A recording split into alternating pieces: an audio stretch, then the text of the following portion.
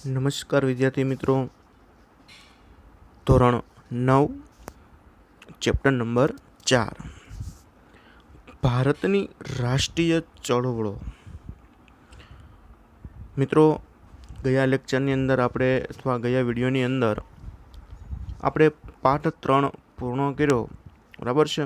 હવે આપણે જોવાનું છે પાઠ 4, બરાબર છે. ઇતિહાસનો પાઠ આપણે આપવામાં આવેલો છે કે ભારતની રાષ્ટ્રીય ચળવળો, હવે કે જેના વિશેની આપણે વાત કરવાની છે, જેની અંદર આપણે કેટલીક ચળવળો વિશેની આપણે માહિતી મેળવવાની કે જે ભારત દેશને આઝાદ કરવા પાછળ કેટલાક એવા નેતાઓ છે, કેટલાક એવા યુવાનો છે કે જે પોતે સંગ્રામને અથવા ચળવળો છે એને ઉપાડી અને સરઘસ કાઢ્યા હોય, રેલી કાઢી હોય, આંદોલન કર્યું હોય વગેરે પ્રકારના કાર્ય કરી અને કહેવાય છે કે ભારત દેશને આઝાદી તરફ લઈ જવાના પ્રયાસો કરવામાં આવ્યા હતા.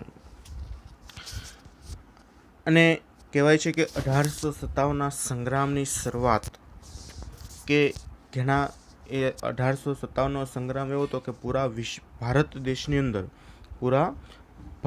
દેશની અંદર એ સંગ્રામ જો થાય તો અંગ્રેજ લોકો છે એ મૂકીને ચાલ્યા જાય.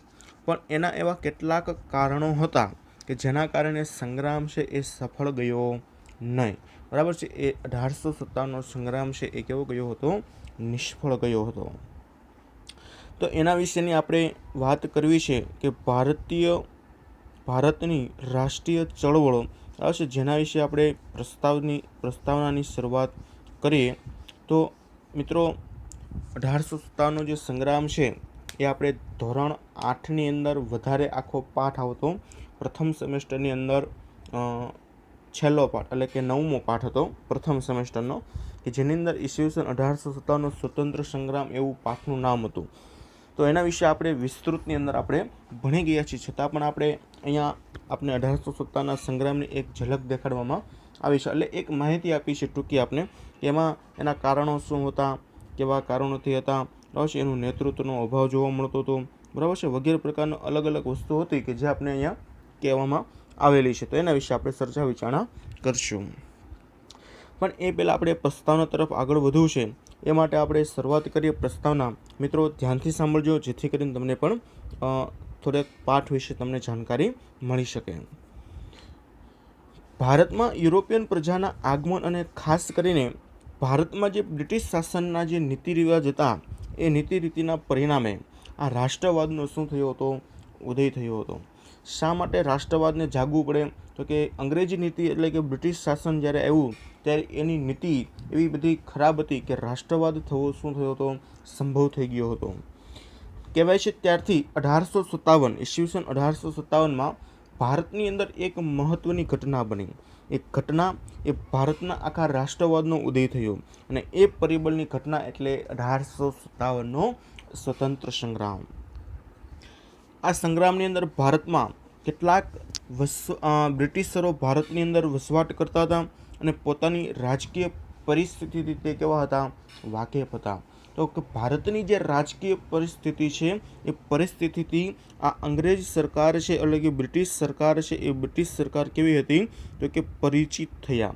કેમ કે બીજી વિદેશી પ્રજા આપણા ભારત દેશની અંદર આવે તો શું કરે? પહેલાં જાણકારી મેળવે, આના રાજકીય કારણો કેવા છે, કાયદાઓ કેવા છે, વગેરે પ્રકારની માહિતી તેને શું થયા? પહેલાં પરિચિત થયા અંગ્રેજ લોકો. ભારતની અંદર રાજકીય ખટપટો અને આંતરિક નબળાઈનો લાભ લીધો. હવે ભારતની અંદર કેટલીક એવી ખટપટો ચાલતી હતી, બરાબર છે. કોઈ રાજા રજવાડા હતા ત્યારે રાજ કોને સંભાળવું, એવી બધી ઘણી બધી નાની મોટી રાજ્ય છે ત્યારે આવું બધી વસ્તુ છે ઘણી બધી ચાલતી હતી, એટલે કે ખટપટો હતી, બરાબર છે. એક ખટપટો ચાલતી હતી અને આંતરિક નબળાઈઓ દેખાતી હતી. આંતરિક નબળાઈ કોને કહેવાય? તો કે આપણા રાજ્યની અંદરની હોય, કોઈ ભારત દેશની અંદર હોય, બરાબર છે, એટલે એને આંતરિક નબળાઈ કહેવાય. વિદેશ બહારની હોય તો એને બાહ્ય નબળાઈ કહેવામાં આવે છે. એટલે એનો લાભ ઉઠાવ્યો. આપણે ઘણી વખત એવું કહેતા હોય કે 2 જણા બાગતો હોય એમાં ત્રીજો હંમેશા શું થાય? ફાવી જતો હોય છે. એટલે એ રીતના અહીંયા આંતરિક નબળાઈઓ આપણી દેખાણી, એટલે એમાં અંગ્રેજ સરકારે એનો શું ઉઠાવ્યો? ફાયદો ઉઠાવ્યો, લાભ ઉઠાવ્યો. આમ કહેવાય છે બ્રિટિશ ઈસ્ટ ઇન્ડિયા કંપનીએ ઈસવીસન 1857ના બંગાળમાં પગ પેસારો કરી ઈસવીસન 1857ના સંગ્રામ સુધીના 100 વર્ષનું શાસનકાળ દરમિયાન ભારતમાં પોતાનું આધિપત્ય જમાવી દીધું હતું. શું કીધું કે જ્યારે બ્રિટિશ આપણી ખટપટો ચાલતી હતી એનો લાભ એને અંગ્રેજ સરકારે ઉઠાવ્યો. ત્યારે કહેવાય છે 1857ની અંદર બંગાળની અંદર પગ પેસારો એટલે કે પોતાનું વર્ચસ્વ છે એ વધાર્યું. પગ પેસારો કરવો એટલે કે બંગાળને એના કબજામાં લીધું અને બંગાળની સત્તાને એને શું કરી દીધી, એના હસ્તક લઈ લીધી. ત્યાર પછી આમ કરી 1857ના સંગ્રામમાં અને ત્યાંથી લઈ અને કહેવાય કે 100 વર્ષનું જે શાસનકાળ દરમિયાન ભારતની અંદર પોતાનું આધિપત્ય એટલે કે પોતાનું વર્ચસ્વ શું કર્યું હતું, જમાવી દીધું હતું મિત્રો. આમ 100 વર્ષ સુધી અંગ્રેજ સરકારે ભારત દેશ ઉપર શું કર્યું હતું મિત્રો, શાસન કર્યું હતું. અંગ્રેજોએ પોતાનું આધિપત્ય જળવાઈ રહે એ માટે અંગ્રેજોએ પોતાનું જે સત્તા છે એ જળવાઈ રહે એ માટે દેશની અંદર મજબૂત વહીવટી કહેવાય છે કે માળખાનો વિકાસ કર્યો હતો. બરાબર, દેશની અંદર અલગ અલગ પોતાનું વર્ચસ્વ જળવાઈ રહે, પોતાની સત્તા જળવાઈ રહે, પોતાની કંપની જળવાઈ રહે એ હાટુથી એણે દેશની અંદર એક માળખાનો રચના કરી. કેવી રચના કે પોતાનો વહીવટ છે એકદમ કેવો બને, મજબૂત બને. બરાબર છે. અંગ્રેજ સરકારોએ અને અંગ્રેજોને સ્થપાયેલા આ વહીવટી માળખા દરમિયાન દેશમાં સમાન કાયદા બનાવવા, સમાન વહીવટ અને બ્રિટિશ પ્રણાલી અનુસાર ન્યાયતંત્ર અમલમાં આવ્યું હતું. ત્યારે એના જ કાયદા હતા એટલે બ્રિટિશ સરકારે શું કર્યું કે સમાન કાયદા હોવા જોઈએ, સમાન વહીવટ હોવો જોઈએ અને બ્રિટિશ પ્રણાલીનું ન્યાયતંત્ર અમલમાં આવ્યું. હવે આપને ખબર છે કે અંગ્રેજ સરકાર હતી એ ક્યાંની હતી, તો કે ઇંગ્લેન્ડની હતી. ક્યાંની હતી? ઇંગ્લેન્ડની. એનો મુખ્ય હેતુ એવો હતો કે ઇંગ્લેન્ડને સમૃદ્ધ બનાવવાનો. શેનો હતો? ઇંગ્લેન્ડને સમૃદ્ધ બનાવવો અને ભારત દેશનું શોષણ કરી અને ઇંગ્લેન્ડ દેશ છે એ દેશને કેવો બનાવવાનો હતો? સમૃદ્ધ બનાવવાનો. એટલે ત્યાંની જે પ્રણાલિકા છે, એના કાયદાઓ છે, વહીવટી છે, એ બધું જ આપણા ભારત દેશની અંદર નાખ્યા. હવે એનાથી એવા અઘરા જે એના વહીવટ છે, કાયદાઓ છે એ ભારત દેશની અંદર નાખે અને આપણી પ્રજાનું શું કરવામાં આવતું હતું? શોષણ કરી અને ઇંગ્લેન્ડને વધારે સમૃદ્ધિ મળતી હતી. અમલમાં આવ્યું. આમ છતાં ભારતમાં જે રહેનારા અંગ્રેજો છે એ અંગ્રેજો ઇંગ્લેન્ડને વધુમાં વધુ લાભ થાય તેવા કાયદા અને વહીવટની સ્થાપના પણ કરી હતી. તો ભારત દેશની અંદર અંગ્રેજો જે રહેતા હતા એ અંગ્રેજો હતા, તો એણે શું કરવું તો કે ભારતની અંદર જે સત્તા જમાવવા માટે આવ્યા હતા એવા અંગ્રેજોએ કે જે ઇંગ્લેન્ડના જે કાયદાઓ છે એવા કાયદાઓ ભારત દેશની અંદર નાખ્યા, એવા વહીવટી નાખ્યા કે જેના કારણે ઇંગ્લેન્ડ દેશ વધારેમાં વધારે કેવો બને મિત્રો? સમૃદ્ધ બને. એટલા માટે ઇંગ્લેન્ડને વધુમાં વધુ લાભ થાય એ માટે એવા કાયદાઓની રચના કરવામાં આવી હતી અંગ્રેજ સરકાર દ્વારા. અને અંગ્રેજોએ ભારતના ભોગે ઇંગ્લેન્ડને સમૃદ્ધ બનાવી અને ભારતનું શું થતું હતું મિત્રો? આર્થિક શોષણ થતું હતું. કેવું થતું હતું? આર્થિક શોષણ. એટલે આપણે ખબર છે ગરીબ છે વધારે ગરીબ બનતો જતો હતો, પાયમાલ થતો હતો, ખેતી વગરના થઈ ગયા હતા, જમીનો છે જમીન વિહોણા થઈ ગયા હતા. આ રીતે ઘણી બધી આપણે આગળ છે એ વાત આપણે કરી ગયા છીએ ધોરણ 8ની અંદર અંગ્રેજ સરકાર વિશેની. તો આમ છે આવો આર્થિક પરિબળોના કારણે ઘણી બધી સમસ્યાઓ ભારત દેશના લોકોએ ભોગવી હતી. ગરીબી ભોગવી, બેકારી, બરાબર છે, જેના કારણે એક સંગ્રામની શરૂઆત થઈ હતી. એ સંગ્રામ એટલે 1857નો સંગ્રામ. આગળ મેં તમને કીધું પણ એના પણ ઘણા બધા કારણો છે અને આ શાસનની 1857ના સંગ્રામના ઉદ્ભવના કારણો 7 જેટલા એના કારણો છે. તો એના કારણોની અંદર જોવા જઈએ તો સામાજિક અને ધાર્મિક કારણો આવે છે, આર્થિક કારણો, રાજકીય કારણો, લશ્કરી કારણો અને છેલ્લું આવે છે તાત્કાલિક કારણો. આવા કેટલાક કારણોના કારણે 1857નો સંગ્રામ છે એ શરૂઆત થઈ હતી. અને જોવા જઈએ તો આપણે 1857ના સંગ્રામની તરફ એક નજર કરીએ.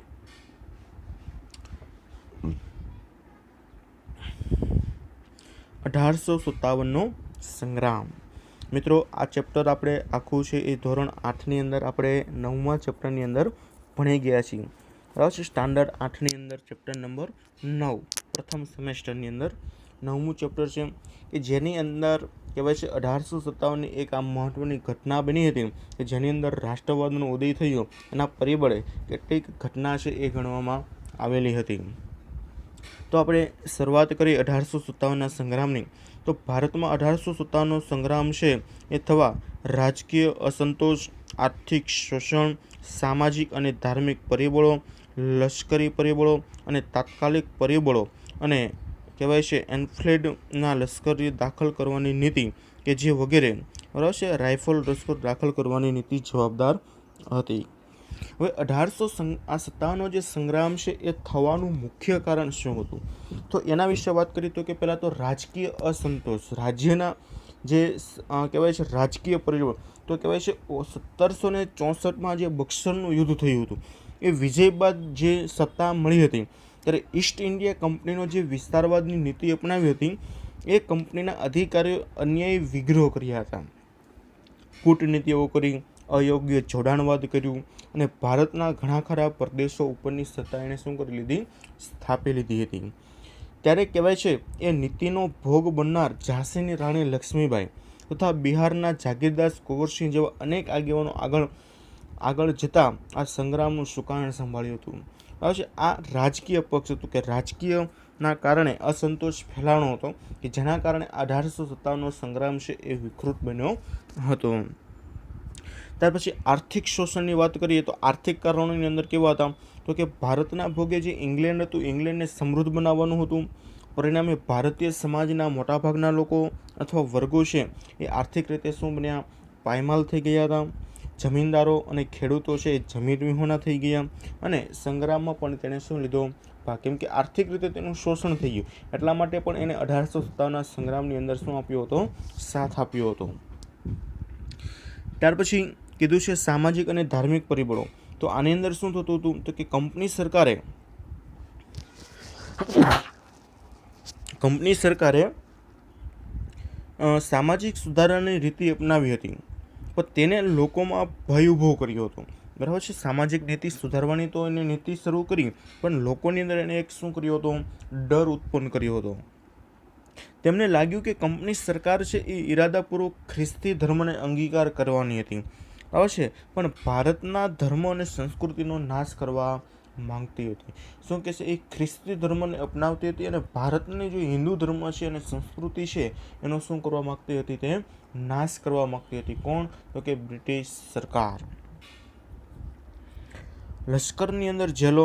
લશ્કરમાં જેલો તથા રેલવેમાં ભરતી, સામાજિક વ્યવસ્થાની વારંવાર અવગણના કરવામાં આવતી હતી. જે કોઈ પણ લશ્કરની અંદર ભરતી આવતી હોય, રેલવેની અંદર ભરતી આવતી હોય તો એની અંદર શું કરતી, વારંવાર છે એ સરકાર એને અવગણના કરતી, એટલે ભારતના લોકોને એમાં જોડવામાં આવતી હતી નહીં. સમાજનો મોટો ભાગ અને એ સમયે રૂઢિચુસ્ત હતો. રૂઢિચુસ્ત એટલે કે અલગ અલગ પરંપરાની અંદર માનતો હતો, રૂઢિચુસ્ત હતો, બરાબર. અલગ અલગ કહેવાય ને માન્યતાની અંદર તેઓ માનતો હતો અને રૂઢિચુસ્ત કહેવામાં આવતો હોય છે. તેથી નવા પરિવર્તનો તેમના અસંતોષ ઊભો કરે. તેથી નવા પરિવર્તનો જ્યારે થાય ત્યારે એને શું કરતા હતા, અસંતોષ, એને પસંદ ન હતું એટલે અસંતોષ ઊભો થાય.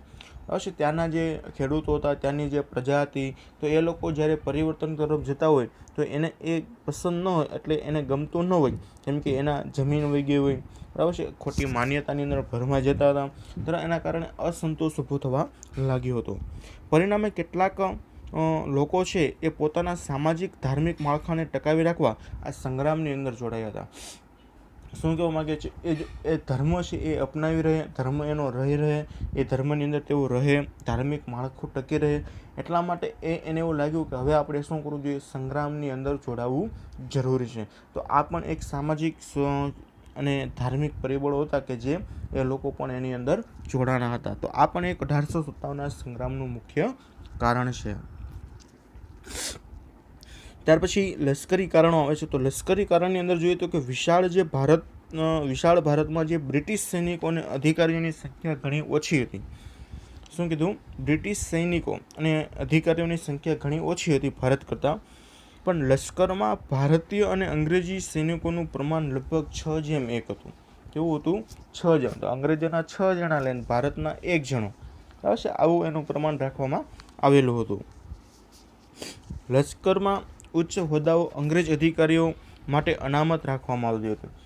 આપણે હિન્દુ લોકો માટે કોઈ અનામત રાખવામાં આવતી હતી નહીં, જ્યારે અંગ્રેજ અફસર અધિકારીઓ માટે શું રાખવામાં આવતી, અનામત રાખવામાં આવતી હતી. હિન્દી સિપાહીઓને બઢતીની તકો ઘણી મર્યાદિત હતી. આપણે જે હિન્દી સિપાહીઓ હતા, હિન્દુસ્તાન એટલે કે ભારતના જે સિપાહીઓ હતા, એ ભારતના સિપાહીઓને બરાબર છે લશ્કરની અંદર એને કોઈ પ્રકારની શું કહેતા કે કોઈ પણ પ્રકારની એને બઢતી કે આગળ એને મોકલવામાં આવતા હતા નહીં. જ્યારે હિન્દી અને અંગ્રેજી સિપાહીઓના પગારમાં પણ ઘણો મોટો તફાવત તમને જોવા મળતો હતો. આ હતું લશ્કરી આખું, એની અંદર તમને જોવા મળે છે ઘણો બધો તફાવત હતો. પાયદળના હિન્દી સિપાહીઓને માસિક ₹7 જ મળતા હતા. બરાબર છે. જો યાદ રાખજો કે પાયદળ જે સૈનિકો છે એ હિન્દી સિપાહી હતા, તો માસિક એટલે કે એક મહિનાના કેટલા રૂપિયા મળતા હતા? એને ₹7 મળતા હતા. જ્યારે અંગ્રેજી સિપાહી હતા એને 150 જેટલો ઊંચો પગાર ત્યારે મળતો હતો. મિત્રો, અહીંયા આપણે ખાલી ₹7 ક્યાં અને ₹150, 150 ક્યાં, તો ઘણો બધો તમને ડિફરન્ટ જોવા મળે. તો આટલું શોષણ તે સમયની અંદર અંગ્રેજ સરકાર દ્વારા થતું હતું. હિન્દી સિપાહી એટલે કે ભારતના સૈનિકને ₹7 આપતા હતા, જ્યારે અંગ્રેજી કોઈ અધિકારી કે અફસર કે સૈનિકની અંદર હોય લશ્કરી દળની અંદર, તો એને ₹150 જેટલો પગાર તેને આપવામાં આવતો હતો માસિકની અંદર. અંગ્રેજ સરકારો અફસરો છે એ હિન્દી સિપાહીઓનો ઘણો હલકો અને તુચ્છ સમજતા હતા. અંગ્રેજ અફસર છે એ આપણે ભારતના જે હિન્દુઓ છે, હિન્દુને શું સમજતા હતા? એક તુચ્છ, બરાબર છે, સાવ નાની, હલકા, બરાબર છે, નાની જાતિ એવું આપણે સમજતા હતા. તે સમયે ભારતીય માટે સમુદ્ર ઓળંગવાની મનાઈ હતી. તે સમયે આપણો જે સમુદ્ર છે, સમુદ્ર જળમાર્ગ દ્વારા આપણે ઓળંગવાની શું હતી? મનાઈ હતી. તેનું પાલન નહીં કરનારને, બરાબર છે, જો એ પાલન નહીં કરે તો સમાજની અંદર તેને જ્ઞાતિ બહાર મૂકી દેવામાં, એને નાત જાત છોડી દેવી પડતી હતી, એવી સજા કરવામાં આવતી હતી. આમ છતાં હિન્દી સિપાહીઓને ફરજિયાત પણ વિદેશમાં બ્રિટિશ યુદ્ધ કરવા માટે મોકલવામાં આવતા. અને હિન્દી જે સૈનિકો તો એને શું કરતા કે બ્રિટિશરો સાથે યુદ્ધ કરવા માટે સરહદ ઉપર મોકલવામાં આવતા હતા.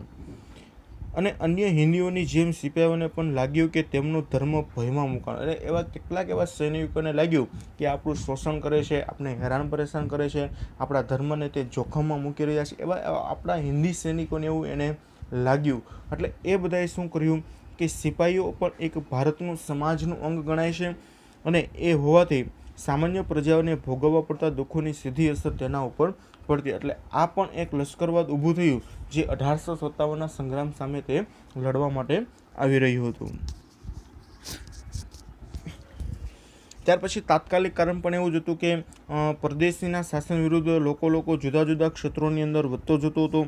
બરાબર છે. આ તાત્કાલિક પરિબળ વિશેની આપણે વાત કરીએ તો એમાં પણ એવું જ છે કે કેટલીક એમાં કે 1857નો જે જાન્યુઆરી મહિનાની અંદર આ ભારતની અંદર જે લશ્કરમાં એનફિલ્ડ રાઇફલ દાખલ કરવામાં આવી હતી. બરાબર છે. આ એક શું છે તો કે ગોળીની આપણે વાત કરીએ છીએ, કારતૂસો, કે જેની અંદર આ કારતૂસો વપરાતી હતી અને બનાવવા માટે ગાય અને ડુક્કરની ચરબીનો ઉપયોગ થતો હતો. તો હવે આ કારતૂસો બનાવવા માટે એટલે કે ગોળીઓ બનાવવા માટે શું કરતા હતા કે ગાય અને ડુક્કરને શિકાર કરી અને મારી નાખવામાં આવતા હતા. તો એક બાજુ પ્રાણીનો પણ શિકાર થતો હતો. બરાબર છે.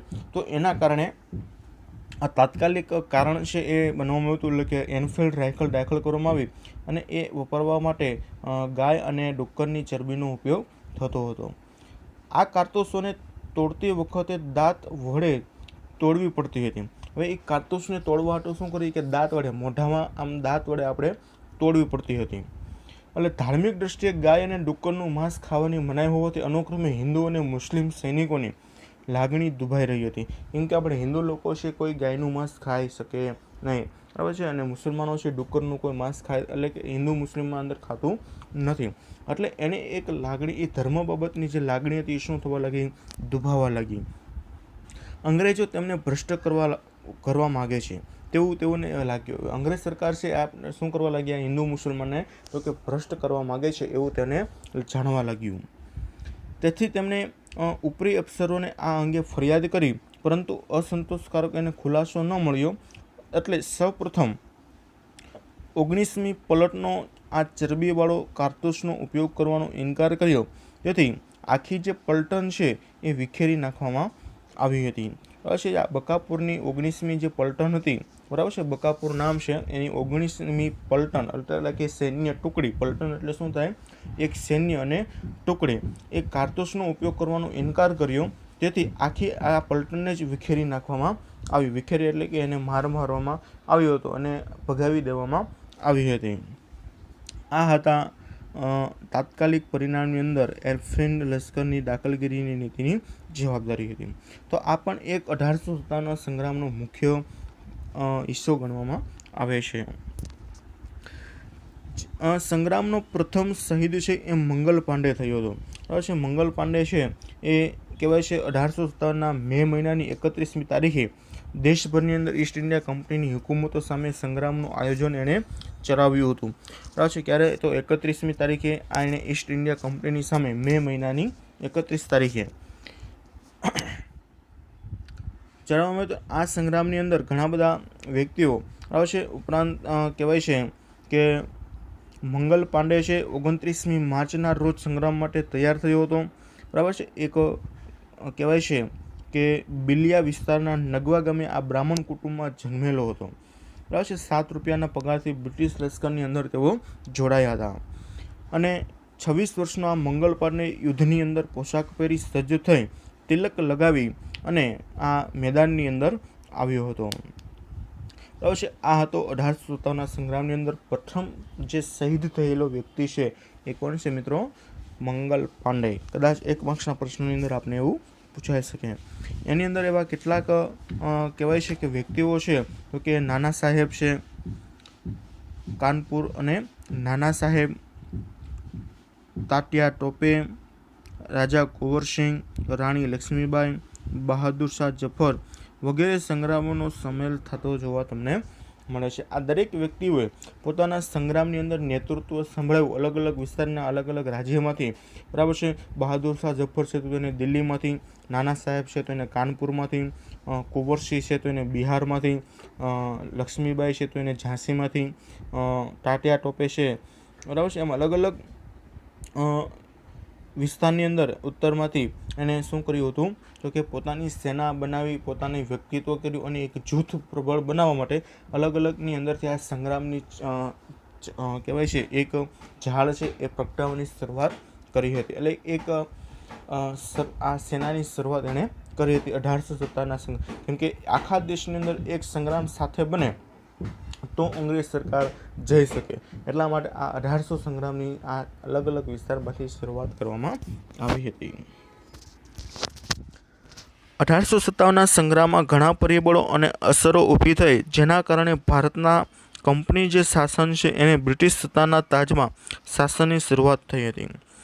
રાણી વિક્ટોરિયાના ઢંઢેરો પીટાવ્યો. બરાબર છે. રાણી વિક્ટોરિયાએ ઢંઢેરો પીટાવ્યો અને કહેવાય છે દેશની અંદર વહીવટી, લશ્કરી, સામાજિક, ધાર્મિક નીતિનો બદલાવ વગેરેનો સમાવેશ કરી શકાશે. આવશે ત્યારે વિક્ટોરિયા રાણીએ એવો ઢંઢેરો પીટાવ્યો, એટલે કે જાહેરાત કરી કે તમામ સામાજિક, રાષ્ટ્રીય અને ધાર્મિક નીતિની અંદર આપણે બદલાવ લાવી શકીશું. અને કહેવાય છે 1857નો સંગ્રામ છે એ નિષ્ફળ જવા માટેના નિર્ધારિત કરેલો સમય હતો. એ હવે અહીંયા તમને કીધું છે કે નિષ્ફળ શા માટે ગયો હતો, એના પાછળના કેટલાક શું છે કારણો. તો શું કારણો છે? તો કે નિર્ધારિત સમય કરતાં તે વહેલી શરૂઆત થઈ હતી. કેન્દ્રીય નેતાગીરીની ઉણપ હતી, કે એમાં કેન્દ્રના જે નેતા હતા એની ઉણપ એટલે કે ઓછા હતા. અપૂરતા અને પછાત શસ્ત્રો હતા. રાષ્ટ્રની ભાવના કરતાં પોતાનો સ્વાર્થ વધુ હતો. યોગ્ય અને સંગઠિત નેતૃત્વનો અભાવ હતો. આવા કારણો હતા કે જેના કારણે આ સંગ્રામ છે એ નિષ્ફળ ગયો હતો. બરાબર છે. એવા કેટલાક જે નેતા હતા એ નેતા પોતાના સ્વાર્થ પાછળ શસ્ત્રો નહોતા, સૈનિકો નહોતા. બરાબર છે. અને જે તારીખેથી શરૂઆત કરવાનું હતું એ પહેલાં શરૂઆત થઈ ગયું હતું. આવા કેટલાક એવા કારણો છે કે જેના કારણે આ 1857નો જે સંગ્રામ છે એ નિષ્ફળ જવા જવાબદાર બન્યો હતો. મિત્રો આ હતો 1857નો સંગ્રામ. હવે મિત્રો આપણે એના પરિણામો પણ તમે જોવા જાઓ તો ભારતમાં કંપની શાસનનો અંત આવ્યો અને ભારતમાં બ્રિટિશ શાસન હેઠળ આવી ગયું. દેશી રાજ્યો અને આંતરિક બાબતોમાં દખલગીરી કરવાનું બંધ કરી દીધું. અંગ્રેજ સરકારે પ્રત્યેની નીતિમાં ફેરફાર કરવાની ફરજ પડી. હિન્દી સૈનિકોના પગાર ભથ્થાની સગવડો વધારવામાં આવી. ભારતમાં લોકોના રાષ્ટ્રની ભાવના ઉત્પન્ન કરવામાં એવી પ્રેરણા પૂરી પાડવામાં આવી. આમ અલગ પ્રકારના પરિણામોની અસર છે એ 1857ના સંગ્રામની અંદર થઈ હતી. બરાબર છે મિત્રો. તો આ હતો આપણો 1857નો સ્વતંત્ર સંગ્રામ. હવે આપણે આ પાઠની અંદર આપણે વાત કરતા હતા કે ભારતની રાષ્ટ્રીય ચળવળો કે કઈ ચળવળોથી ભારત દેશને આઝાદ કરવા માટે કેટલાક લોકોએ પોતાની આગેવાની સંભાળી, કઈ વસ્તુનો બહિષ્કાર કર્યો હતો, બરાબર છે, કયા આંદોલનની શરૂઆત કરી હતી, વગેરે પ્રકારના કામ છે અથવા વાત છે એ આપણે હવે કે જે બહિષ્કાર અને સ્વદેશી ચળવળો જે ચલાવવામાં આવી હતી એના વિશેની આપણે વાતચીત કરવાની છે મિત્રો. પણ એ આપણે નેક્સ્ટ પીરિયડની અંદર આપણે કરશું. જો વિદ્યાર્થી મિત્રો ચેપ્ટર 4ની અંદર કોઈ પણ પ્રશ્ન હોય, કોઈ પણ વસ્તુ સમજાતી ન હોય તો કોમેન્ટ બોક્સની અંદર, વિડીયોના કોમેન્ટ બોક્સની અંદર લખવું, જેથી કરી તેનું આપણે સોલ્યુશન લાવી શકીએ વિદ્યાર્થી મિત્રો. જય હિન્દ.